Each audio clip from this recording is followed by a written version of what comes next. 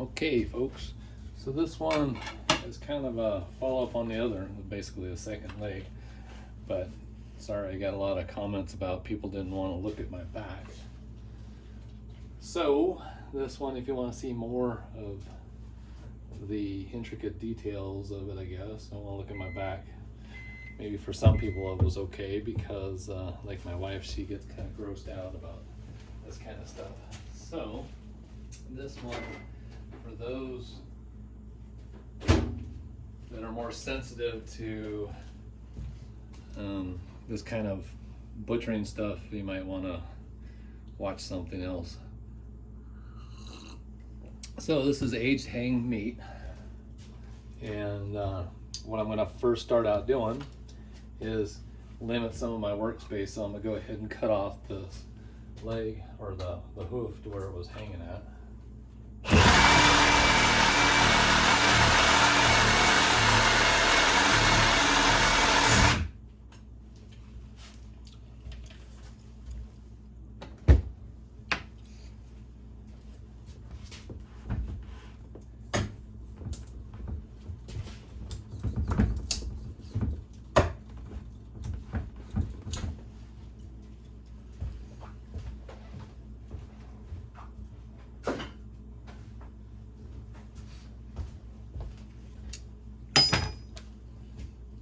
Now, the boring part, if you want to fast forward through it, I don't know, or maybe I'll cut it out. No pun intended. But basically, all this material right here is all dry material. So, like I said from a previous video, you're going to lose a lot of this really dry stuff here to a degree. Lose it. You know, if you want to make jerky or doggy treats for it, they love it. So anyways, from that I'm going to start slicing off this fatty material here, and this fat, you can render that down. It's the best if you have another container, like that one. I'm not rendering it, so this here's one.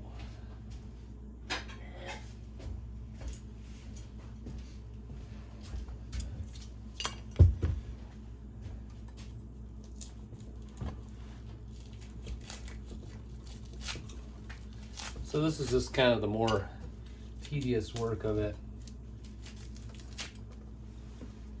And like I was mentioning earlier, your at least your grabbing hand, you want to make sure that you have a protection on. And this one here is a Kevlar glove, so it's cut resistant. I won't say you can't cut through it, but it's cut resistant.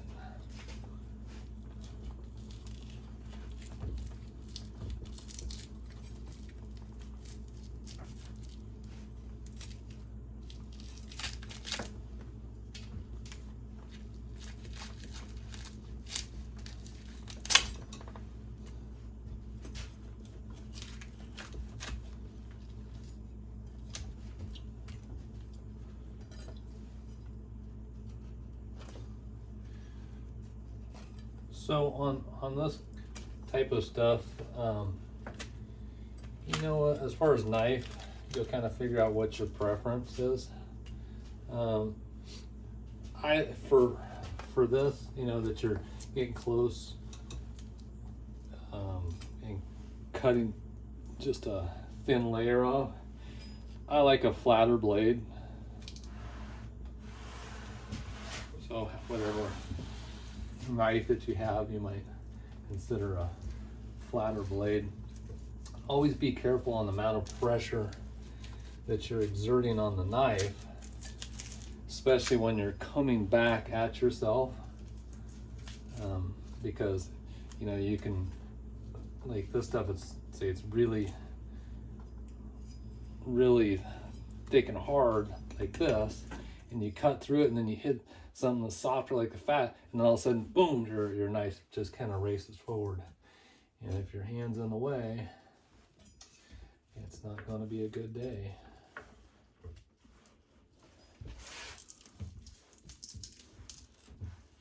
Especially if it's not protected.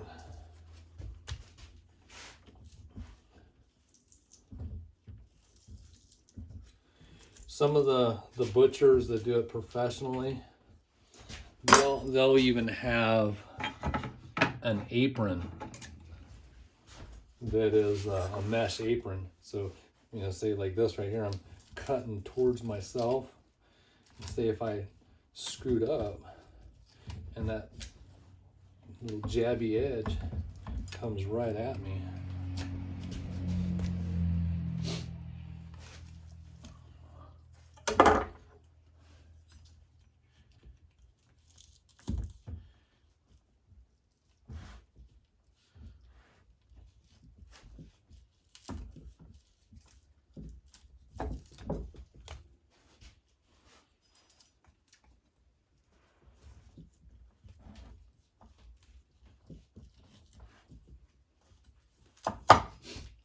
Now see there, I cut into some meat, but it's pretty dried. I cut that fat off there, and that goes in separately for the doggy treat pile. And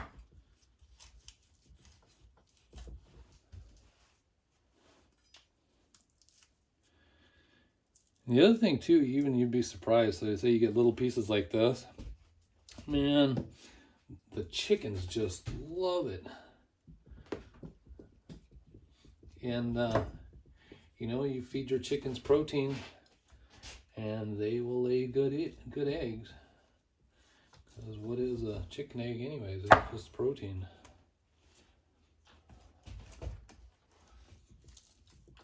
Most people wouldn't think about feeding meat to your chickens, but you'd be surprised, they love it.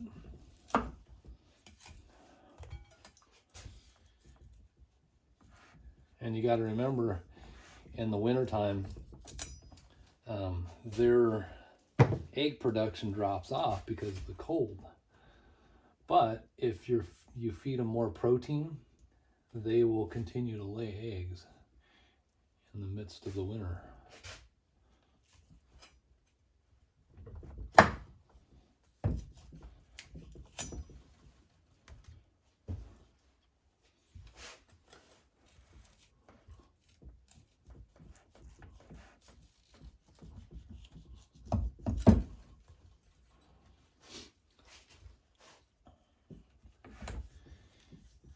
The other thing too, so like this stuff as well, you can trim it off like I'm doing now, or you can wait until afterwards when you chunk the meat off and then slice it separately that way. So either way, it doesn't matter. I just usually go through first, get the bulk of it off.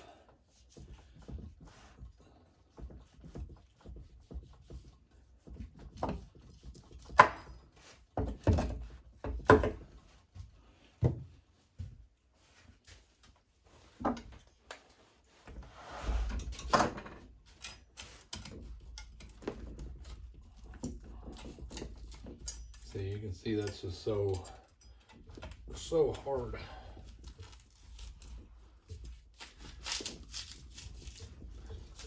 And there's an old saying about keeping your tools nice and sharp. Makes work easier. So when you notice it's starting to get a little bit dull, you can get your little quick sharpener out and go to town on it. See, it's easier to cut through.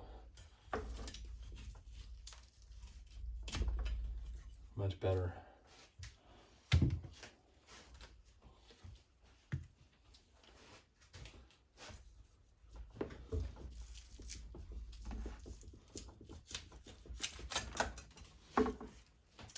So you can see how dark that aged meat is there.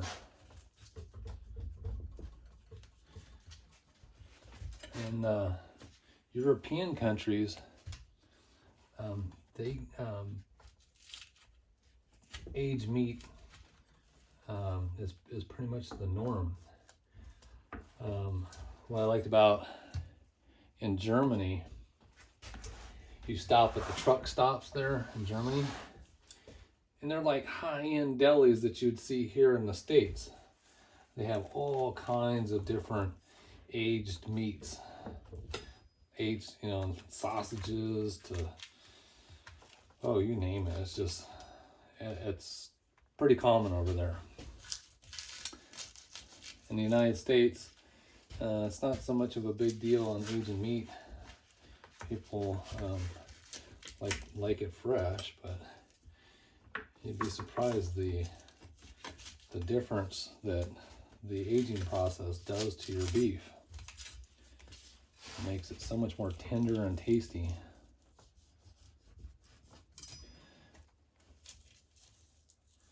And just to kind of give you some history on that,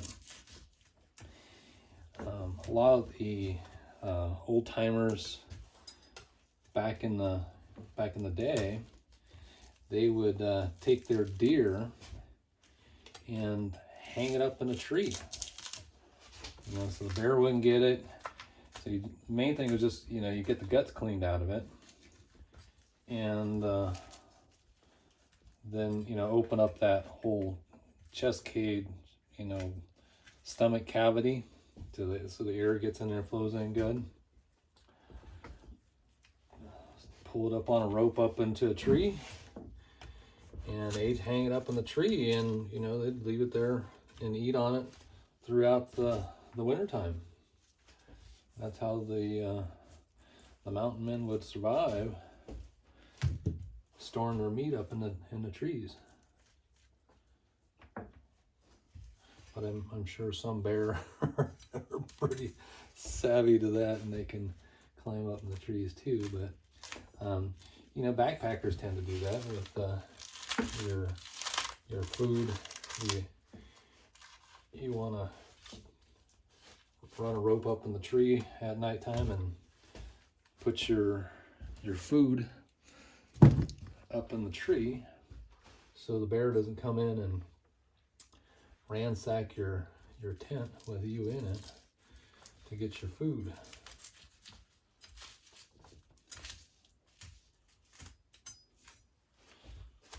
So one of the important things with aging the meat is keeping it dry with some air flowing on it. The drier the environment and colder, the better. So if you can, you know, hang it above 40, 50 degrees, and it's a dry climate, you know, out here in the desert, high desert, it gets some pretty big swings. So if you've got a insulated room with a lot of ventilation, or you just open it up, like say you got it in a barn or something, you open it up, and early morning, let the cold breeze, you know, go flow into your barn, chill the barn down with it hanging in there, and then shut it up before it starts warming up. Because like say today, it's 57 degrees out, but last night it's down into the, you know, low 20s. So that's a big temperature swing out here. California, yeah, it might get down in the, you know, high 30s at nighttime in the wintertime. But for the most part, it's pretty hot and humid to do any hang drying there. You have to pretty much have a designated process for doing it. What I have heard is people have success in getting these plastic seal. So it's like similar to this type material, but they're specifically for curing your meat in your refrigerator. So say you buy a chunk of meat, you cut it down, you put it in these sealed bags like that age cure your meat. And you got to keep in mind too, just like this, you're going to have that surface meat that's going to be drier meat. So there's other stuff you can do with that. You don't have to, you know, waste it or just, you know, think that, oh, it's only for dog food. No, you can use that as well. Now, the like this meat, because of this dry environment here, so if you have a wetter environment and you get a mold, especially where people will notice it, even like say they have it professionally hung in a butcher shop that does the age hang drying, and they get mold on the meat. It's not the end of the world, don't worry. Just, you can, if it's just really light, you can wipe it off or you can cut it off, and that mold that grows on it, it's really not bad for you. So it's not, you know, the end of the world. Don't worry about it. You don't have to throw your meat away just because it's got mold on it, because that mold doesn't penetrate that deep into the meat. And you know, of course, you want to. There's a lot of butchers that'll tell you, oh yeah, you get the mold growing on it, that means it's ready. So, but as you can see, this meat's ready and there's no mold growing on it. It's just all in the environment. A lot of times, the butcher shops will get mold growing in their freezers, and they just can't get rid of it. Once they got it established in there, it's just hard to get rid of it. Now, what you can do, say if you had a freezer and had mold problem, they have these commercial grade ionizers. I don't have any mold problem in my barn, but I just went ahead anyways. I got one of those commercial grade ionizers because I use them on the tenant rental units. When tenants move out of there, I just turn that thing on a couple times. It's got a timer on it, so it'll only run for maximum amount of time. And it's, you know, you don't want to go in there. It'll burn your lungs. I mean, it smells like a mixture between Clorox and hydrogen peroxide, and it really just sterilizes everything. So that's one way of, if you got a mold problem, even in your house or something somewhere, you know, and it's not like deep within your sheetrock, because that's where a lot of times people have problems with mold problems in their homes. It's already established inside their sheetrock because, you know, probably they got some leak in their walls or somewhere from the outside getting in. When you get that problem, it's pretty serious. There's some stuff they can do without having to rip out all your sheetrock. Like they can go in and freeze the walls with liquid nitrogen. But yeah, you don't want to get that established. And that's a problem I've noticed. I've had before a rental unit in the Bay Area, because it's so moist down there, that the mold, yeah, once it starts growing, it gets established. And what was causing it was the siding. So it was, you know, the old, it's like a redwood siding, you know, shiplap on the side, and the southern exposure sun there was hitting it. Heat, expansion, contraction over and over until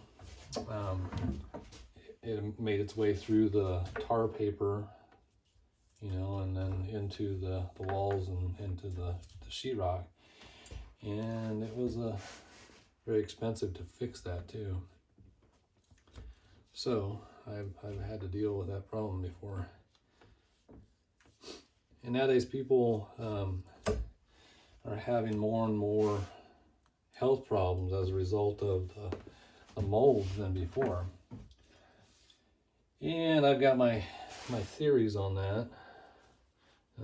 They're my theories. I'm not a scientist, so I can't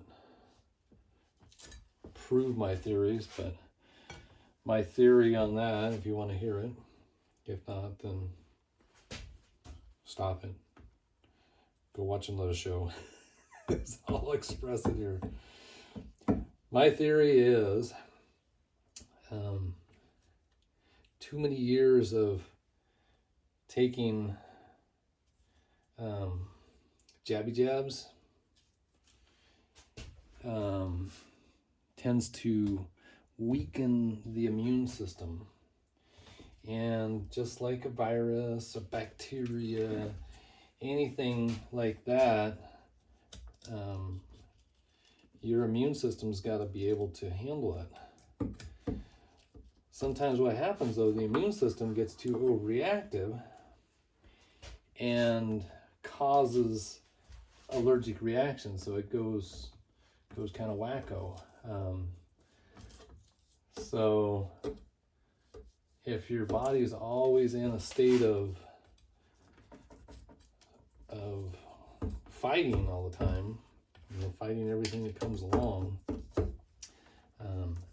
then if it happens to recognize your own self or something in your body as a potential problem, then it starts going after yourself. And so we never had the amount of autoimmune disease problems that we used to have. And it's become ever so prevalent now. And why is that? What's changed?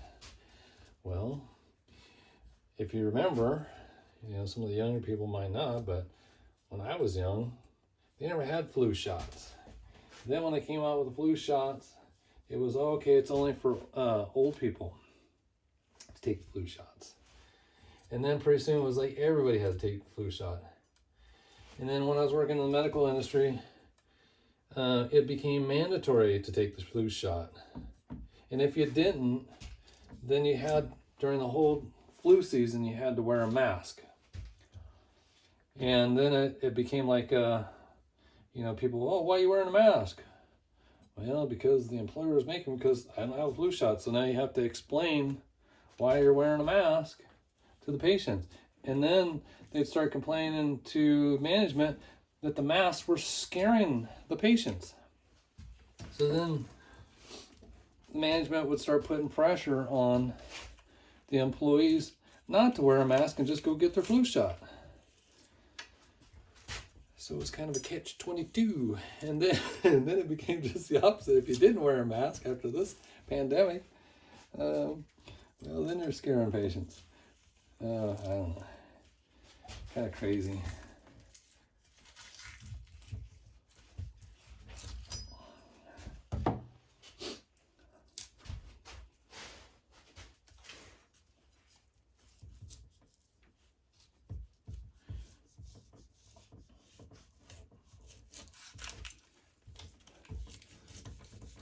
So in the last video,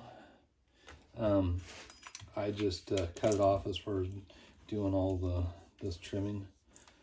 Thought I'd kind of bore people and surprise people actually wanted to see more of the cutting. So you're getting to view plenty of cutting. So you can see just underneath all this fat layer, there's another layer of this like skin tissue material. But you can see where there was no fat, the fat's not there to protect the meat.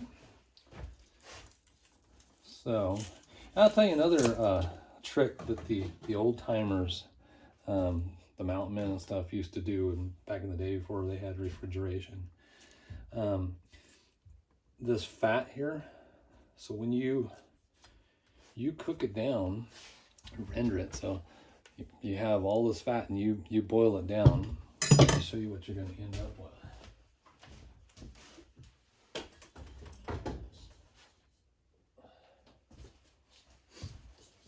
So you're going to end up with something like this.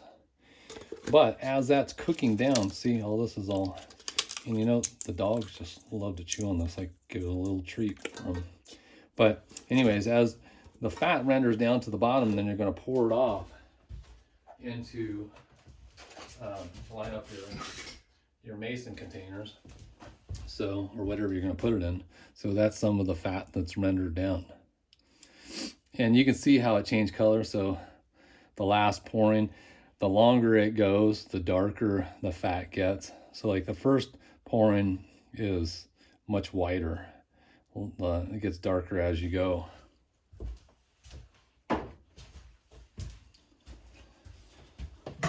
So anyways, getting back to the fat and what they used to do back in the old days. So you render down all this fat that you had.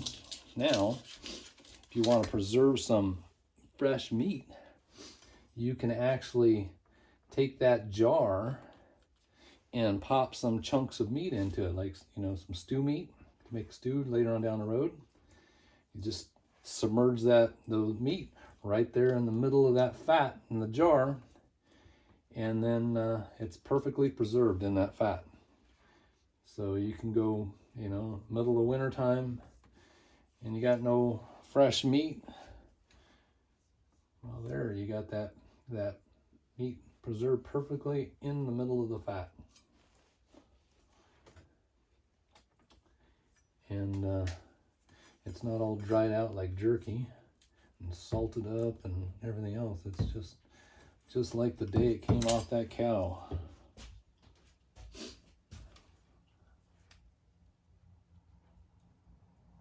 So there's another one of Tom's tricks for survival.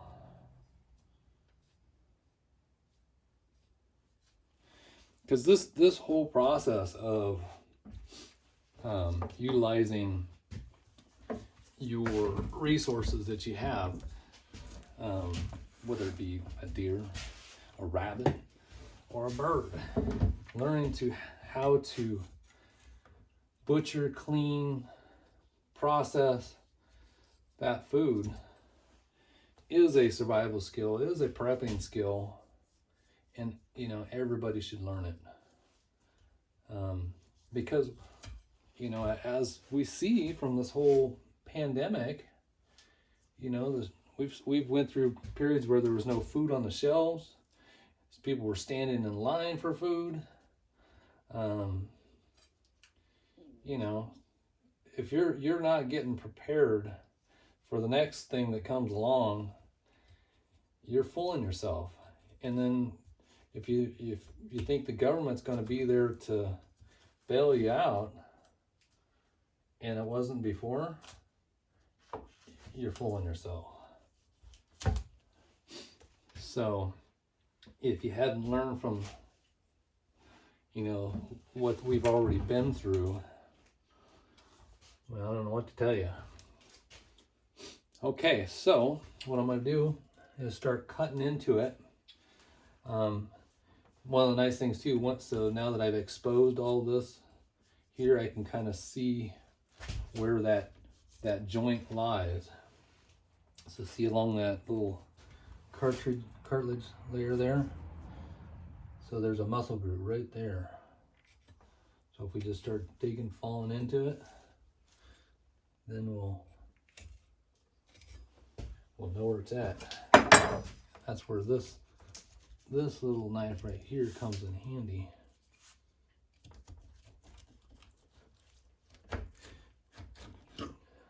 So I haven't uploaded yet. Hopefully I'll do it before this video comes out. But I did one on knife selection and what my choices are. And so this is kind of a good way you can see why I'm choosing those knives that I was talking about. how they work. I'll pan over here. You can see some little friends out there waiting for some scraps. Little bakers. Say, what else you got for me? I'm still on the, yep.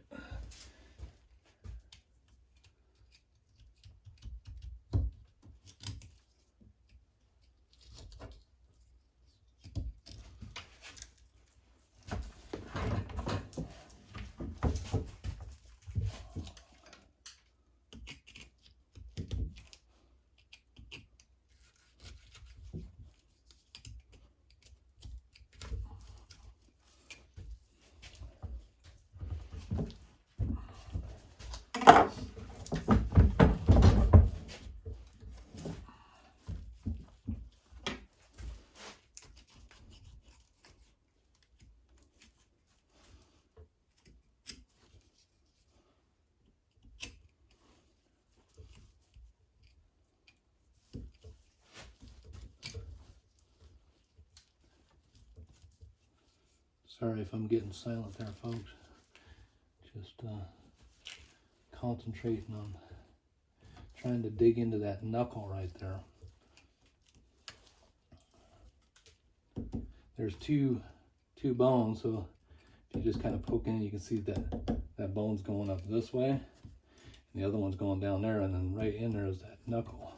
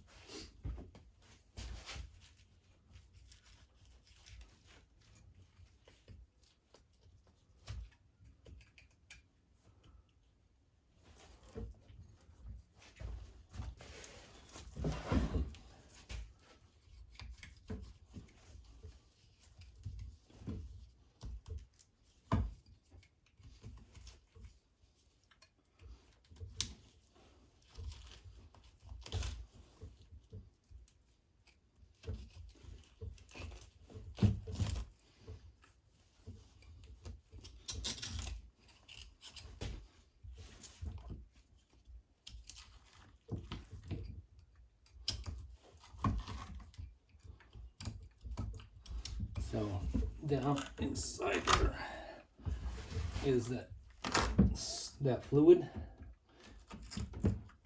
That's called synovial fluid. And that's a really good fluid, very viscous.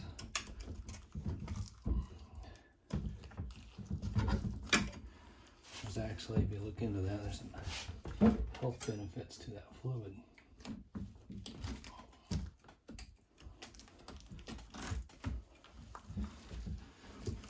So one of the things I didn't mention earlier on the selection of knives and stuff that you want to have is a meat hook. Meat hook helps out in manipulating the meat around. So you can grab like muscle groups and stuff to separate the muscle group with a meat hook. So can't say it's a must-have tool. It's just a tool that makes it easier.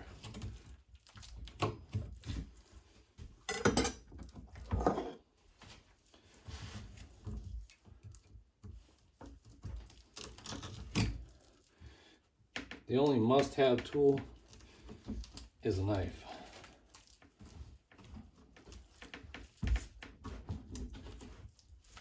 You cannot do this job without a knife, I don't think.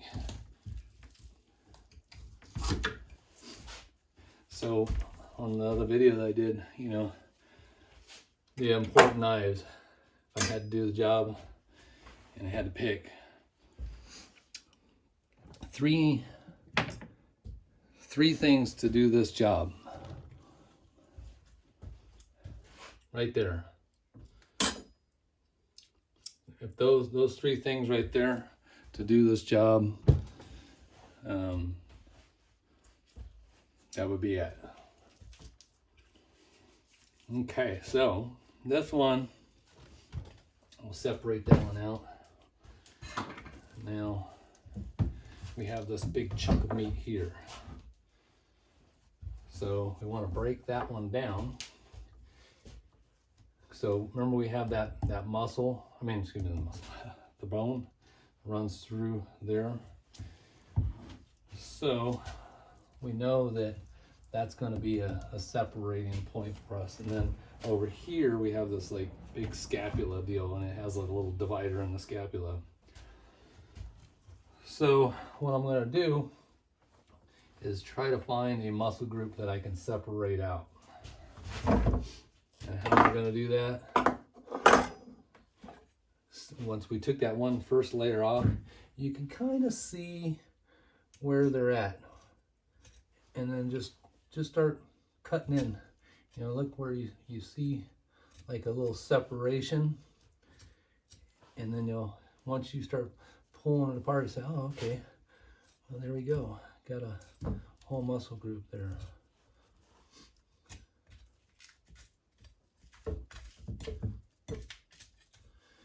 Now, which makes it kind of, see like right here where I pulled it down to that bone right there.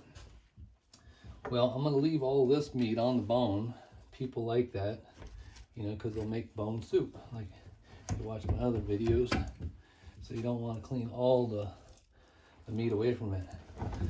But I'm gonna make this cut right there so that that's gonna go into a bone soup, just that piece. So I want to clear away some of that meat just on that section where I'm going to cut it. And see how this little skinny knife, that's how it can get into real tight places pretty good. So it's a handy little knife to have.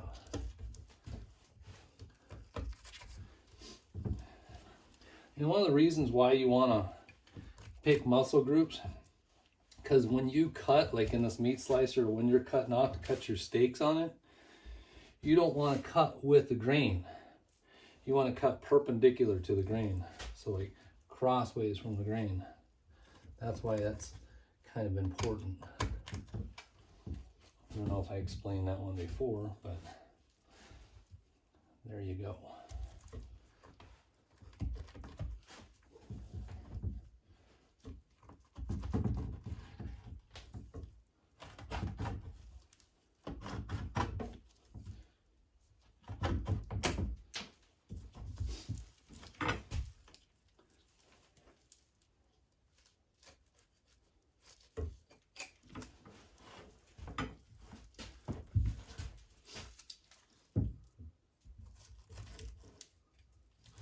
Remember what I was saying, leave some meat on the bone. Okay, so see how that meat, so if I cut steaks out of that meat right there, it's all perpendicular to the grain. So this one's ready to cut up later for some steaks. Set that one aside. Now, say if this piece right here, see if I slice that one off right there with the grain, it's just gonna fall apart. It's just not a very good steak.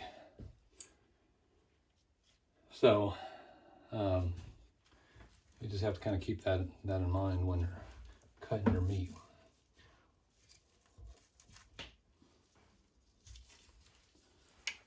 Because the muscle groups, they'll go all different directions, and you know, they don't stay in one way.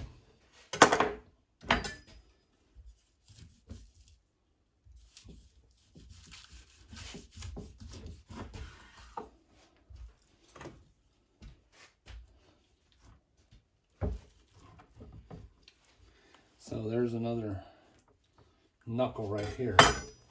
So separate out that knuckle now. And see this stuff right here, it's really white. It's the connective tissue that connects the bone. I wouldn't throw that away. It's pretty chewy, but the longer you cook it, like in a pressure pot, the more it cooks down into good stuff.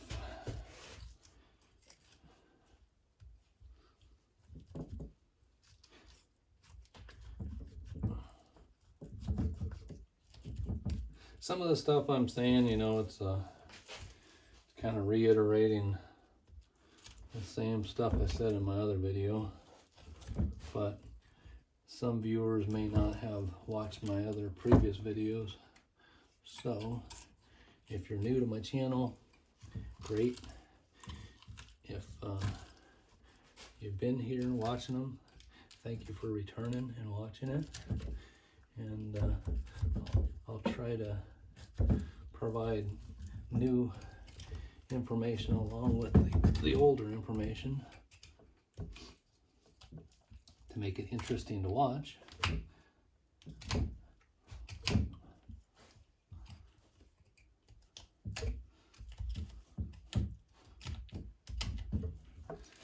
So I don't know what YouTube's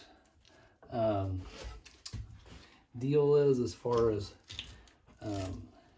the dispatching of the animal. You know, I watched some videos on there, you know, and it seemed like they cut off the part where they dispatch the animal. So I had some viewers comment about that, wanted me to show that information. I don't know if I can. I don't know if that's a violation of their policy or not, because they do have a cruelty to animal policy. I did see that. So I don't know if I can watch that. Oh, there's that stray cat. He's probably looking for some food too. They put out. All the beggars are coming around. It's a little tortie cat. It's real spooky. It'll stand off at a distance and meow to me, wanting food, but doesn't want to come around and be pet or anything. Okay, so there's a big bone, but of course people don't want that. You know, won't fit in the soup deal. But what I do is I cut this bone in half. That way it'll fit in the pot much better. And what we're going to do with that is the Sawzall. My last video, if you want to watch that, I did an interesting story on sucking the marrow with a straw out of the bone. Sounds strange, but yes, they do that in China.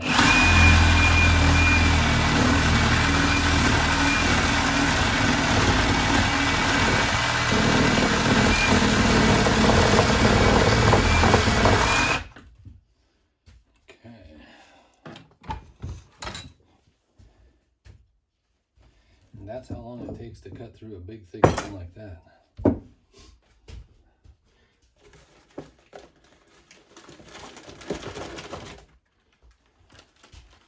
Now, I wonder how long it takes an orthopedist to cut through a bone. A human. You know, they're not that thick.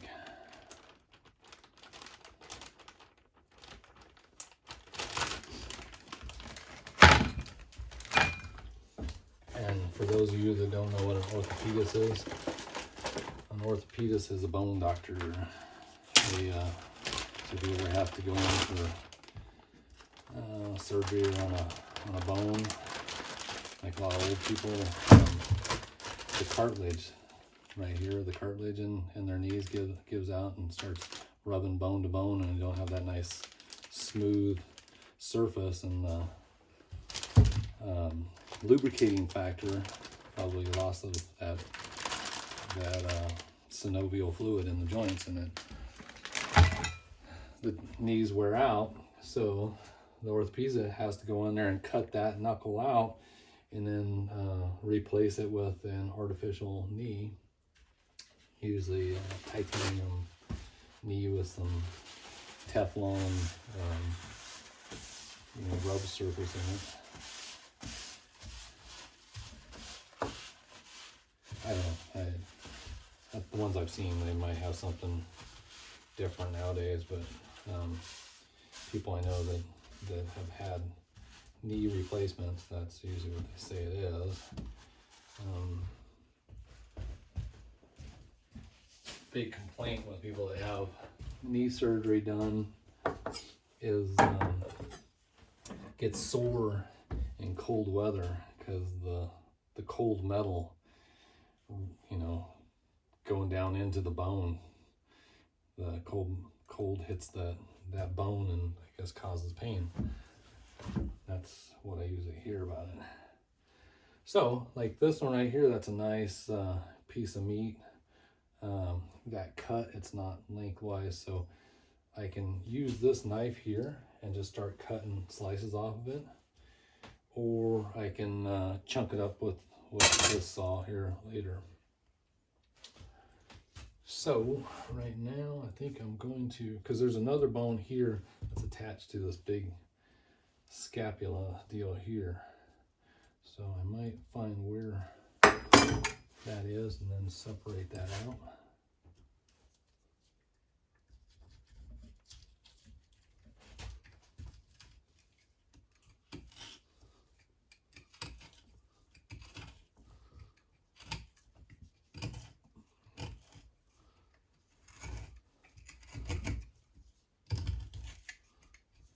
So what I'm doing is, as I'm pulling, so that's where the meat hook is, kind of get your hands out of the mix. So when you hook that with the meat, you can start pulling it back. It just makes it a little bit easier. So I'm just kind of separating this off that bone, pulling it out.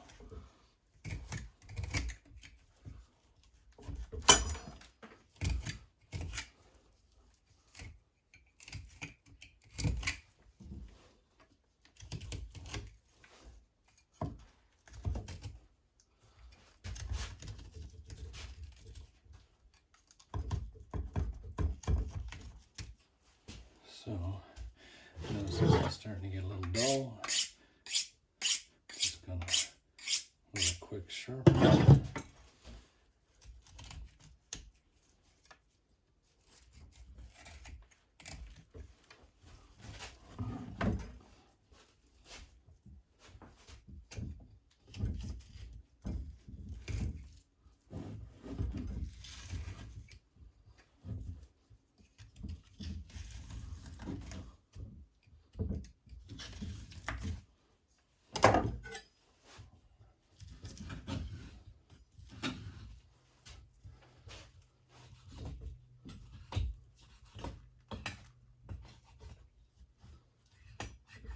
So where I've come up to, here's that little ridge I was telling you about on this scapula bone.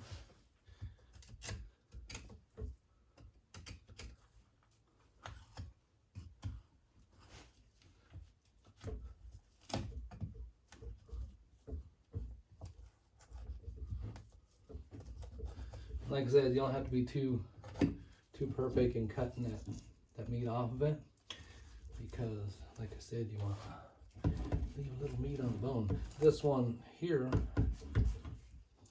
is going to be cut up too in three places. If you remember on my other video, that's what I did. Okay, So we got different pieces that we can chunk up and make it smaller. See, the problem with, you know, like the butcher knife deal, like that one, see how it's not that consistent, but that's okay, because once we cut into this piece here, I'm probably gonna slice that up, look, follow these muscle groups. So then I want that perpendicular cut to cut steaks off of it. So like I said, don't worry too much about it. So like on this bone here, see I leave some meat on it. This one here, I might, because I can make some little steaks out of that one, I might separate this one out a little bit, leaving some meat on it.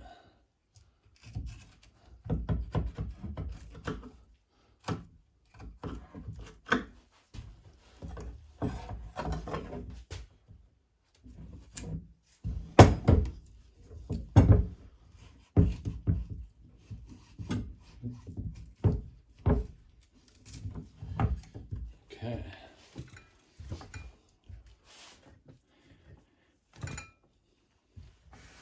There we go. So another bone to cut up, and it's got meat on it. They'll make some bone soup out of that, or my wife or whoever. So what I'm gonna do, chunk this in 3 pieces. So I'm gonna cut down here, and then I cut another one this way. So here we go with the Sawzall again.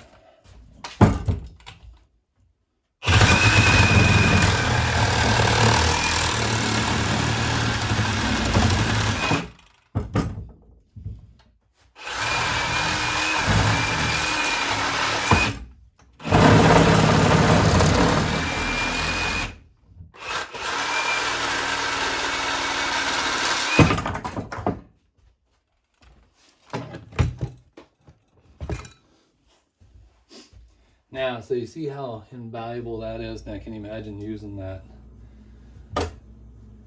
hatchet to cut through that? Now we got 3 good pieces here to make some soup with. I don't know if I'll fit all 3 in a bag, but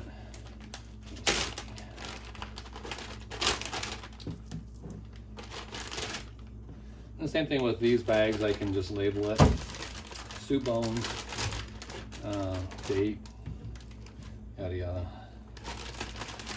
Put it all in here. There you go. Okay. Now we're back with the shank. So this shank, what I'm gonna do with that one, I don't know if you remember. Well, first I'll clean some of these bone fragments up. But see, on the bone fragments, it's just little stuff. It's not a big deal. As far as, you know, if you're chopping it with a hatchet, you're gonna make big bone fragments that are gonna get in there and, you know, lodge in your gums, go through your mouth, etc. Now, this is what those peacocks were waiting for.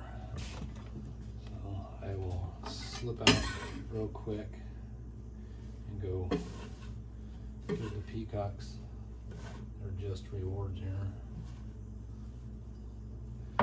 They got a little, same thing with the cat too. The cat don't know, just put the stuff out in the bowl out by the door there, and they come over and clean up the scraps.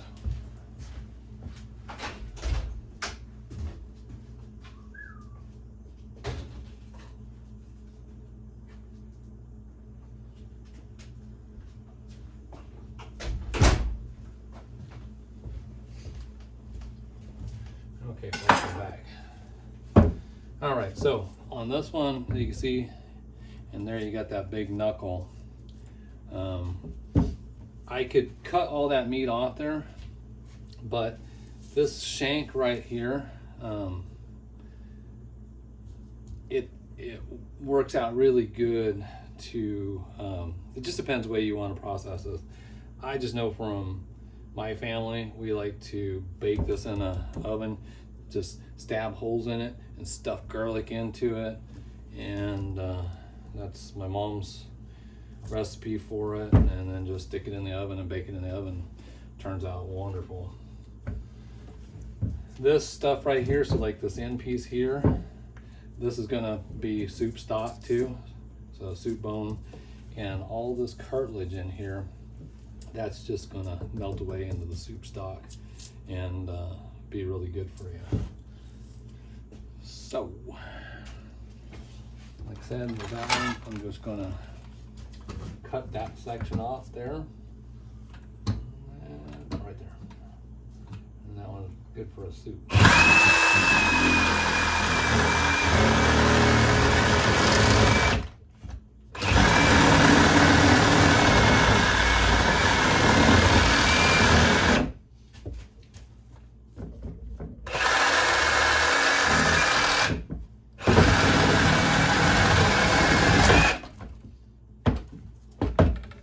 There's the bone, the meat there, but lots of good soup stock material.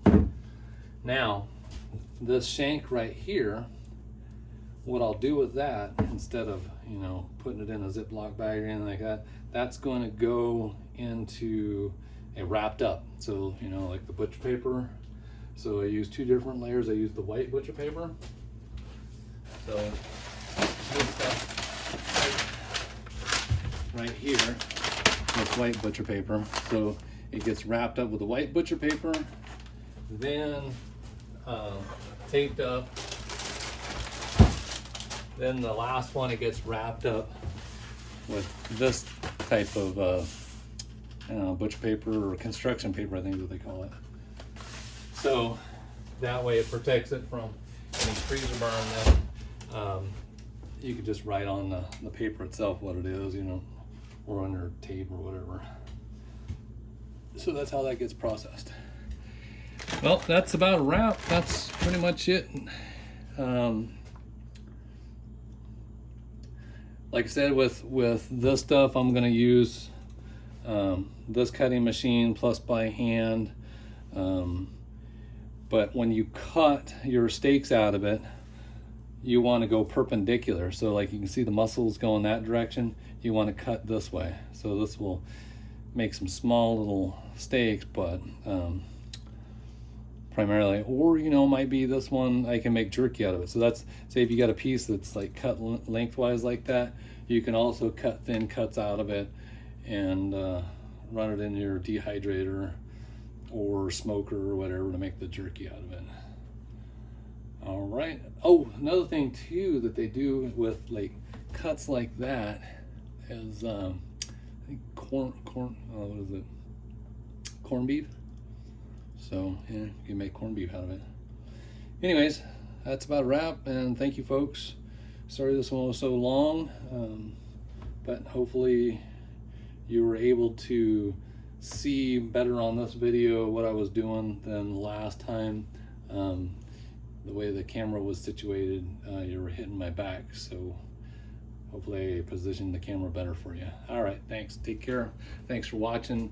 Like, comment, and subscribe.